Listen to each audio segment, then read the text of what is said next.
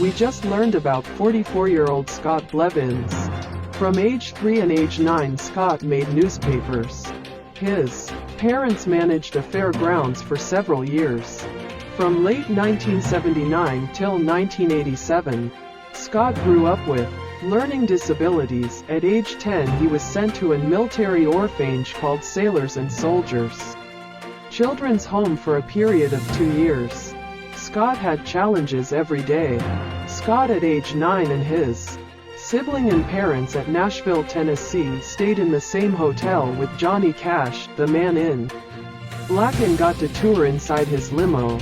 We also have learned Scott's grandmother, his dad's mom, grew up with Loretta Lynn and gone to school with her in Kentucky. A native of Nashville, Tennessee, a icon with songs like The Coal Miner's Daughter. Loretta Lynn, 90, recently died October 2022. He states, "My memories in Tennessee growing up is like it was yesterday. I had family in Kentucky and still do." Blevins, and former Indiana native, has had an interesting life for sure. A father of 4 children, 3 in Indiana and 1 in Vermont, and is a grandpa as well of 2 grandchildren and a possibility of a third. If you're an independent artist, there's a good chance you go through many stages. There's a good chance you go through a lot of your stages alone. You may be longing for advice. There may be times where you feel like you have nowhere to turn. There may even be times where you question your career. No matter how difficult things get as an artist, never question yourself. The reality is, being an artist or pursuing a music career will come with ups and downs. No matter how many times you research how to start a career in the music industry, or research on a guitar pedal forum or similar, you'll come to a difficult era. This doesn't mean you're not good. This doesn't mean you won't make it. This simply means you're going through what all artists go through at one point or another. Not only has Scott, a true artist, even mainstream artists have had trying times, but not like Scott's story.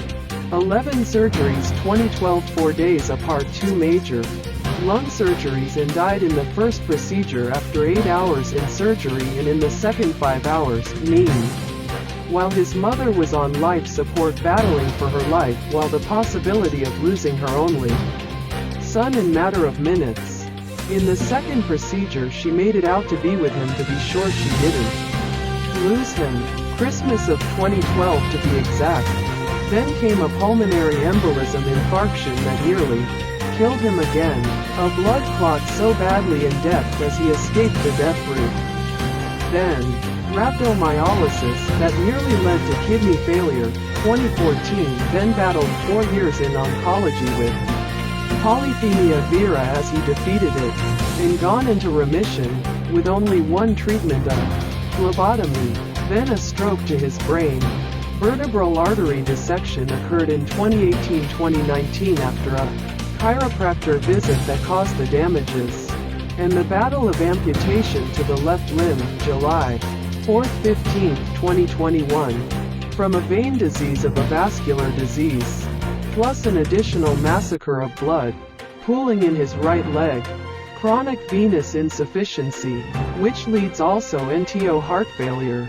As he battles daily epilepsy as a non-convulsive seizure patient. Scott Blevins has been with bands you know and love: Quiet Riot, Jackal, the Kentucky Headhunters Grammy Award-winning Gents, Black Stone, Cherry, opening stage for Saving Abel in 2019, Blake Shelton, Luke Bryan, Keith Urban, Brooks and Dunn. He met country star Neil McCoy from Longview, Texas in 2015 as the friendship continued over the years, and Bret Michaels of Poison, the 80s group, and tailgated along with Michigan's Motor City Maniac Ted Nugent, Jeff Beats, Douglas Gunslinger Holt, a long-term good friend, the Monkees prior to Davy Jones' passing, Night Ranger as well. Not to mention, he was a 4-time regional Taekwondo champion, and a 2-time weapons champion, an icon of the largest organization today, the American Taekwondo Association, and the World Taekwondo Federation, under Susan Caudle, a 10-time world champion, and upheld a brown belt and a purple belt under American Top Team and a former 135 lb proven ground champion title holder, and was the main reason the UFC occurred to merged with flyweight and bantamweights in the sport to make it equal of the reality television show on Spike TV versus on cable television to be exact.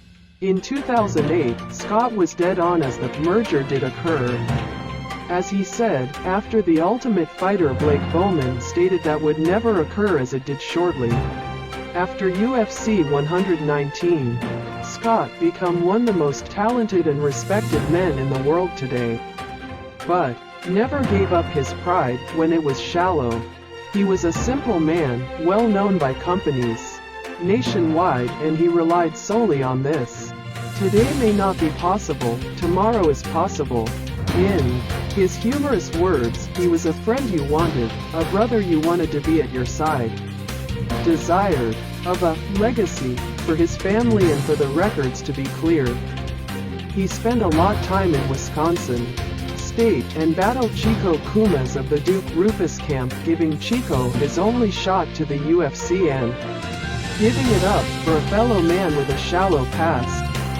An opportunity of a lifetime UFC 150. Scott's passion was unique as others, and reporters never totally understood the star.